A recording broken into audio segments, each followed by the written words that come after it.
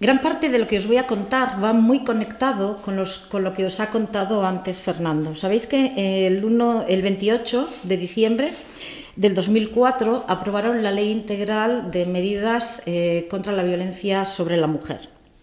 En principio, esto se vendió como una ley que venía a proteger a las mujeres que sufrían una desigualdad y que supuestamente eran asesinadas o agredidas por el mero hecho de ser mujer.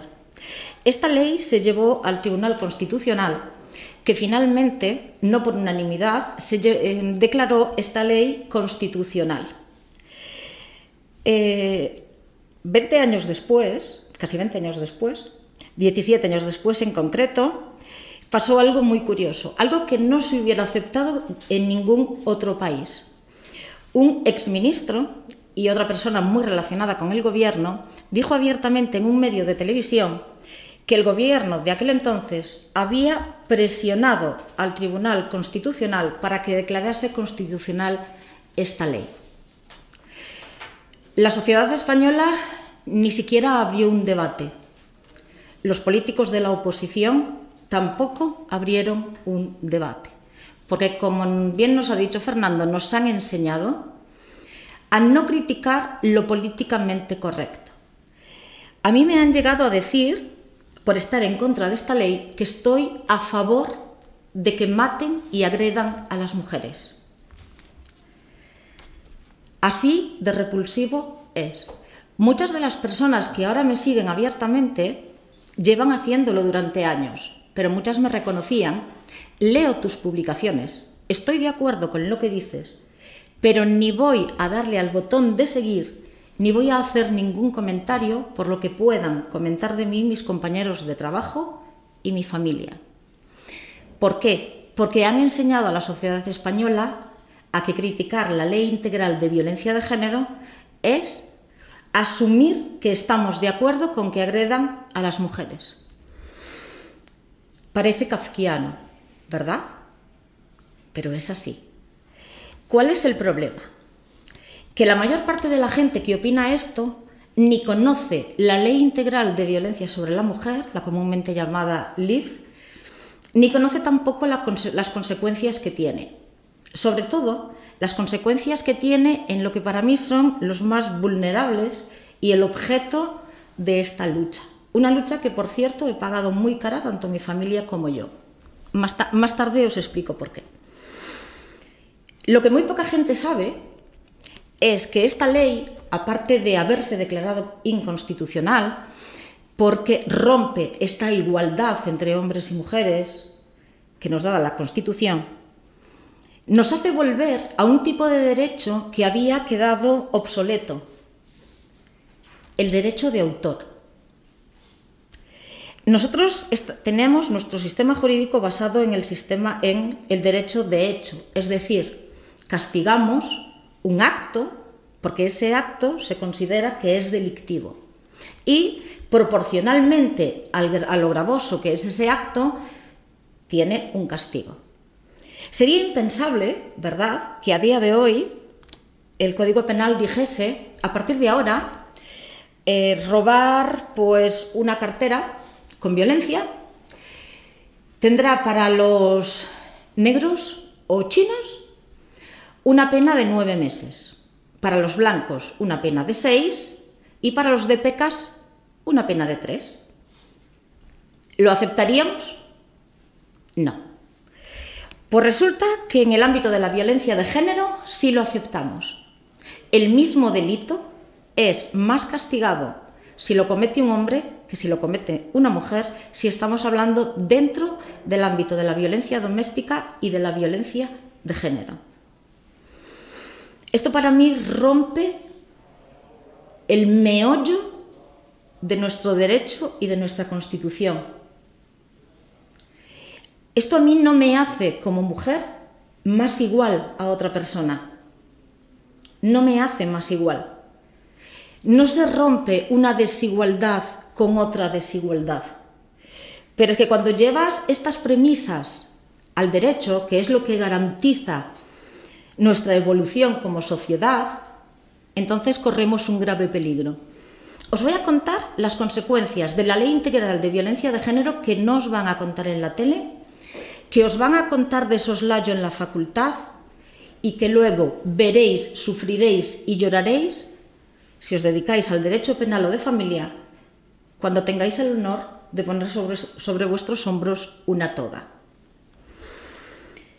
La Ley de Violencia de Género cambia y modifica el Código Penal y modifica también el Código Civil. El problema está en que hasta el 3 de septiembre de este mismo año, cuando a un hombre lo denunciaban por un delito de violencia de género, denunciaban, no condenaban, solo denunciado, no podía tener la custodia compartida de sus hijos, solo podía tener un régimen de visitas que muchas veces se acordaba en un punto de encuentro familiar durante 2 horas cada 15 días. Un punto de encuentro familiar es algo así como una cárcel para niños y papás. Son centros con habitaciones cerradas, muchos de ellos sin ventanas, donde teóricamente allí, bajo supervisión, unos papás denunciados y unos niños que no entienden lo que pasa deben ser vigilados para ver si saben relacionarse de forma adecuada. Es decir, castigan al papá que aún no ha sido condenado y al niño. A partir de la reforma del 3 de septiembre, una persona que esté denunciada por violencia de género o violencia doméstica no solo no podrá tener la custodia compartida de sus hijos, sino que además no podrá ni verlos ni comunicarse con ellos. ¿Cuál es el problema? Que los procedimientos de violencia doméstica, salvo causas muy graves, que es donde normalmente quien agrede es una mujer, suelen archivarse en 24 horas. Los de violencia de género, donde el agresor y denunciado es el hombre, puedes tardar hasta 3 y 4 años en demostrar tu inocencia. Cuando han pasado 3 y 4 años y solicitas ver a tus hijos, unos hijos a los que no conoces, después te dicen que como llevas tantos tiempos sin ser papá y tus hijos ya no te reconocen como tal, vas a seguir viendo a esos hijos, como al principio, en un punto de encuentro durante 1 año. Te encuentras con que dejaste a un hijo, a una hija o a un hije de 5 años y cuando puedes volver a verlo tiene 10 u 11 años. Y para ese adolescente o preadolescente tú no eres su padre, sino que eres pues algo parecido a un tío de Cuenca que ha venido a visitarle. Estas relaciones paterno-filiales difícil y muy raramente vuelven a restablecerse. Porque de hecho, aun cuando un juez da la orden de que se restablezcan, muchas mujeres incumplen esa orden porque saben que las consecuencias son, en el 99% de los casos, ninguna. Yo tengo en mi despacho, en estos momentos en expedientes activos, como unas 16 sentencias y resoluciones que otorgan a padres el derecho de ver a sus hijos, de tener comunicaciones con ellas, e incluso tengo 3 que le otorgan el derecho de ejercer la custodia compartida. Pero esos 16 están separados del resto de resoluciones. ¿Sabéis por qué? Porque llevamos años intentando que la justicia reconozca y ejecute ese derecho. Tenemos una victoria amarga, y detrás de esa victoria amarga hay padres que a duras penas pueden seguir viviendo, emocionalmente destrozados porque se les ha arrancado de cuajo lo que más quieren. Abuelos que mueren sin volver a ver a sus nietos. Y niños destrozados psicológicamente, instrumentalizados, comprados, alienados, sin figura paterna, sin familia paterna, que cuando son adolescentes y adultos lo único que han aprendido es a instrumentalizar el dolor, a que todo vale y que hacer daño está justificado. son niños perdidos, niños que han llegado a vender a sus padres a cambio de un móvil. Niños que han llegado a decir que sus padres les agredían por una moto. Pero no solo por una moto y por el beneplácito de sus madres. Por tener el cariño y la aprobación de sus madres. ¿Cómo lo hacen? No de forma directa. ¿Os imagináis ser un niño de 5 años y que cuando vienes de ver a tu padre entres por la puerta y digas: «Mamá, qué bien me lo he pasado», y lo que recibas es: «Muy bien, a tu habitación»? Y la siguiente semana vuelves a decir: «Qué bien me lo he pasado con papá y su pareja». Ya no vamos a ir al zoo. La tercera semana llega el niño y dice: «Uf, me ha aburrido un montón con papá». «Qué bien, vamos a ir al zoo, a McDonald's, al cine. ¿Qué más quieres?». ¿Sabéis lo que aprenden estos niños? A ocultar el cariño que sienten por sus padres. Esto es lo que aprenden. Estos son los daños que trae la Ley Integral de Violencia de Género.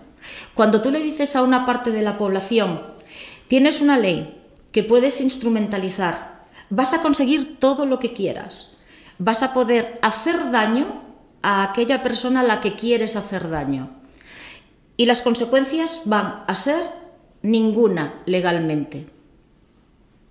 Luego lo que no saben es que la mayor parte de estos niños se convierten en grandes pedidores.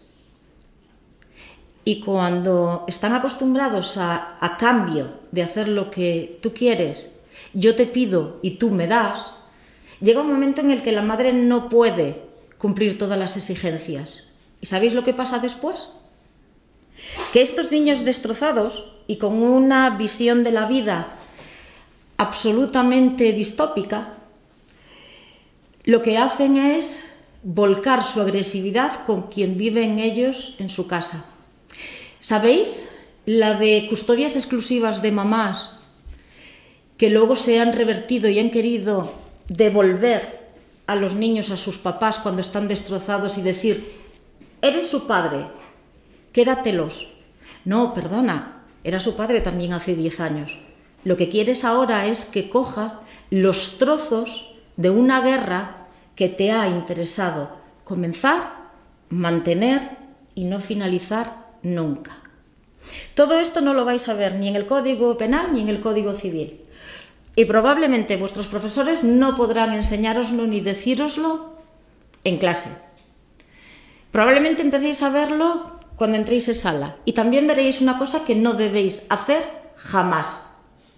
Veréis cómo muchos de vuestros compañeros han caído en lo políticamente correcto y no serán capaces de decir en sala la verdad y echarle narices al asunto, a pesar de que detrás de esa toga tienen arropados la vida de miles y miles de niños durante su carrera profesional.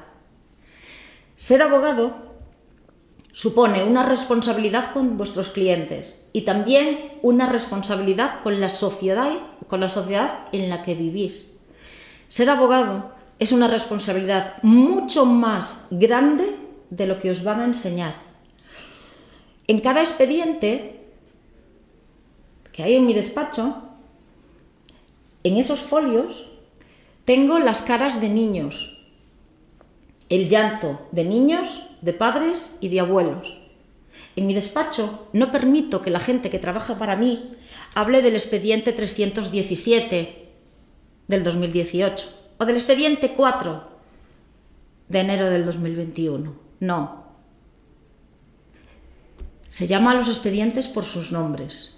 Toda la gente que trabaja en mi despacho conoce los nombres de mis clientes, de su familia, de sus hijos, y les insto a ver la cara de esos niños, para que cuando trabajen, no trabajen sobre un expediente.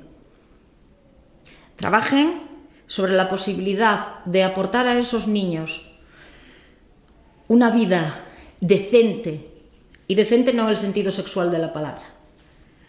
O tener una vida que se asemeja mucho a la tortura. Sí. He llegado a ver grabaciones de niños a los que si no decían al día siguiente en el juzgado que querían estar con su mamá, les amenazaban con no darles de comer. Niños a los que habían quemado con un cigarrillo para poder culpabilizar al padre. Esta es la realidad de la Ley Integral de Violencia de Género. Supuestamente estaba creada para proteger a las mujeres. Me parece muy bien. La ley debe proteger a hombres, mujeres, ancianos, niños. El problema está en que las mujeres que son realmente maltratadas casi no reciben las ayudas. ¿Sabéis por qué? Porque a las mujeres realmente maltratadas les cuesta mucho denunciar. A las mujeres realmente maltratadas, cuando están en una sala, les cuesta hablar. En cambio, es muy fácil ver cuando es una denuncia, estás ante una denuncia instrumental, por la forma. Una mujer que realmente tiene miedo se expresa de una forma determinada. Y una mujer que no tiene miedo, pues hace lo que me han hecho a mí hace 5 años. Llora, le entra un ataque de ansiedad, patalea, solicita un médico, dice que no puede vivir con esa angustia. Cuando le preguntan si quiere ir a una casa de acogida, dice que no, que ella quiere quedarse con su casa. Una mujer que tiene miedo. Cuando le pregunta si quiere que el padre de sus hijos vea a sus hijos, hombre, fines de semana alternos que yo tengo que rehacer mi vida. Y lo mejor, hace 5 años cuando salí de la sala, después de que un forense atendiera a una víctima de violencia de género que lloraba y se desmayó delante de su señoría, al salir me hizo un gesto obsceno que se hace con un dedo. Me rió, se rió y me dijo, jódete. ¿Verdad? Pues esta señora también la protege la Ley Integral de Violencia de Género y a esta señora se le proporciona pensión, acceso exclusivo a sus hijos y todo lo que necesite. Absolutamente todo. Si a un hombre le golpean, le echan de su casa, se queda sin trabajo, si no tiene familia está solo. Pero ahora os quiero contar el por qué yo me dedico a esto. ¿Os imagináis que una mujer maltratada fuese obligada por un juez a ir a declarar a un juzgado de la mano de su maltratador? ¿Verdad que no? ¿Sabéis cómo van los niños que denuncian haber sido maltratados por sus madres? De la mano de su supuesta maltratadora. ¿Sabes lo primero que te preguntan cuando te ven allí? Cuando termine de hablar, ¿con quién me voy? Pues si no ha habido sangre, te tienes que ir con tu mamá. Dice, ah, vale. Y cuando entra, recuerdo a un niño de 7 años que decía, me pegó, pero muy flojito, y fue culpa mía porque me porté mal. ¿Verdad, mamá? ¿Quién protege a estos niños? ¿Somos una sociedad avanzada? ¿Primer mundo? No. ¿Sabéis? Cuando se dictó una resolución porque recurrí y dije que ese niño no podía ir de las manos de su madre a declarar, la audiencia provincial dijo que lo sentía mucho, que en parte me entendía. Pero ¿sabéis qué? Que la custodia la tenía la madre y no hay protocolos de otra manera, que tiene que haber sangre. Lo comenté a compañeros. Dije que debíamos hacer un escrito, que alguien debía protestar sobre eso. ¿Sabéis cuántos firmaron? Yo.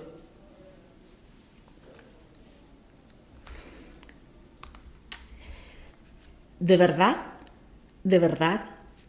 que la sociedad española siga callada ante cosas así, me alucina. Pero ¿sabéis lo que más me alucina? Que participemos. En una de las charlas que di hace 2 años, conté una situación que había vivido esa mañana. Les dije, esta mañana, antes de entrar en el despacho, vi cómo un señor cogía a una señora, la zarandeaba por los brazos y le decía, cuando llegues a casa te vas a enterar, subnormal. Dije, ¿qué haríais? Y todos, hombres y mujeres, decir, llamar a la policía, evidentemente, intervenir, salvar a esa mujer. Cuando les dije que la escena que había visto no era exactamente esa, sino que el hombre era la mamá y la mujer era un niño que tendría unos 4 o 5 años, todo el mundo se cayó. La escena era real. Mi despacho está en el centro del Escorial. Pasó mucha gente. Nadie dijo nada. Todos aceptamos que la violencia a los niños, si viene de sus madres, es legítima. ¿Sabéis que a un hombre, por ese zarandeo y por ese subnormal, no hubiera podido volver a ver a sus hijos, se hubiera tenido que largar de su casa siguiendo pagando la hipoteca y que podían caerle entre 2 y 3 años de cárcel? Esto es la Ley Integral de Violencia de Género. Por eso cuando voy a un juzgado, siempre defiendo a mi cliente y el sentido común. No puedo callarme. Siempre dedico como mínimo en mis alegaciones 1 o 2 minutos a pedir a su señoría que, evidentemente, la ley tiene que aplicarse, pero que se aplique con sentido común. ¿Sabéis que llevo un caso de 2 niños en Orense, que uno de ellos lleva 2 años en un centro de menores, porque después de denunciar a su madre y que se le sobreseyeran el caso, juró que jamás volvería con ella? Pues no va a salir de ese centro de menores hasta que no quiera visitar a su madre y estar y vivir con su madre. Cuando un niño denuncia a un padre, os puedo asegurar que las medidas que se toman son hiperdrásticas y que no hay ningún niño en ningún centro de menores por no querer ver a su padre. Esto es lo que trae la Ley Integral de Violencia de Género. Parece mentira, ¿verdad? Sí, pintaba súper mona. ¿Sabéis por qué funciona? ¿Y sabéis por qué la defienden? Porque durante años han estado muy ocupados en hacer y rentabilizar que las mujeres nos sintamos vulnerables. Yo debo sentir que he tenido un techo de cristal. Yo debo sentir que no puedo ir sola por la calle, ni borracha, ni sin emborrachar, ni chutada de Red Bull. Me dicen que no puedo hacer lo que quiero. Me dicen que he estudiado Derecho porque un ente que se llama patriarcado no me dejó entrar en la Facultad de Ingeniería, porque yo debería querer ser ingeniera. Yo no soy ni vulnerable, ni débil, ni necesito ayuda del Estado. Soy absolutamente igual de capaz que cualquier hombre, pero dentro de mis capacidades y a donde mi esfuerzo me lleve. ¿Os habéis fijado una cosa? ¿Os habéis fijado lo manipulables que somos? Quiero hacer, y no os aburro más, porque sé que soy muy pesada, un comentario sobre lo del lenguaje inclusivo que comentaba Fernando. ¿Os habéis dado cuenta que cuando dicen todos los trabajadores, trabajadoras, trabajadoros, trabajadorus, todas las presidentas, presidentes, presidentos, pero nunca dicen la tasa de agresores, agresoras, agresoros es del 1% de la población global? El número de maltratadores, maltratadoras, maltratadoros es este. Solo se utiliza el lenguaje inclusivo para cuestiones positivas. A mí normalmente no debería representar que me llamasen abogado. Pero si yo fuera un hombre y quisiera que me llamaran abogada, tendrían, pues como, yo creo que me mandarían un ramo de flores, unos bombones y podría ser hasta ministra, solo con ese gesto. Antes pasaría por un supermercado. Pero quiero que os deis cuenta de que estamos participando. Aunque estemos aquí y lo estemos criticando y seamos conscientes, seguimos participando. ¿Y sabéis por qué? Porque disentir del grupo, como decía Fernando, ese miedo al aislamiento es real. ¿Pero sabéis por qué? Porque el peligro también es real. Yo he tenido que oír amenazas hacia mí y hacia mis hijos. Insultos de todo tipo. Y de todo tipo os digo muy, muy, muy humillantes. He tenido que oír cosas como que estoy sometida incluso por mi marido. Y eso que yo no soy como Margaret Thatcher, yo no le plancho las camisas a mi marido. Nadie me lo preguntó, pero todo el mundo da por supuesto que sí. Pero al final todos consentimos porque no estamos dispuestos a pagar el precio. Y ¿sabéis qué? Lo lamento profundamente. Mi generación lo ha hecho fatal. Os ha dejado una sociedad difícilmente tragable y muy difícilmente reconducible. Y la culpa ha sido nuestra.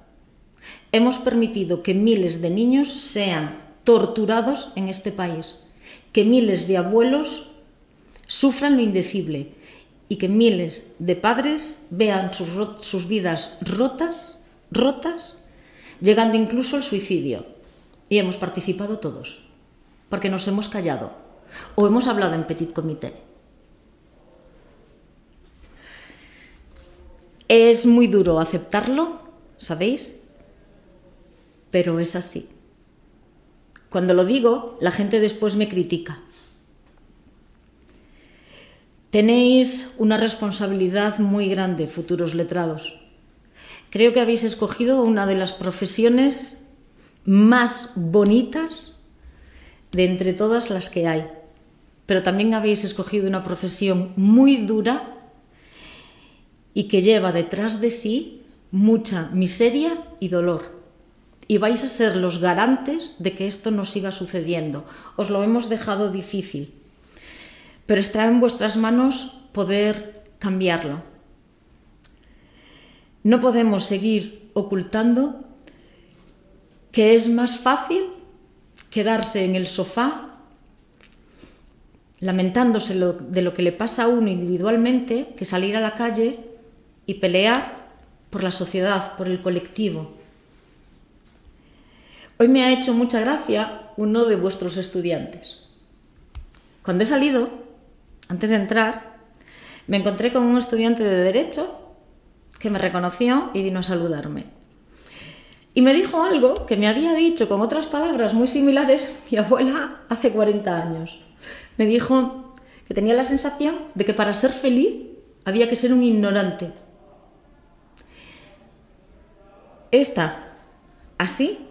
Así hemos dejado la sociedad para estos chicos. Mi abuela una vez me dijo que la felicidad es diametralmente opuesta al conocimiento.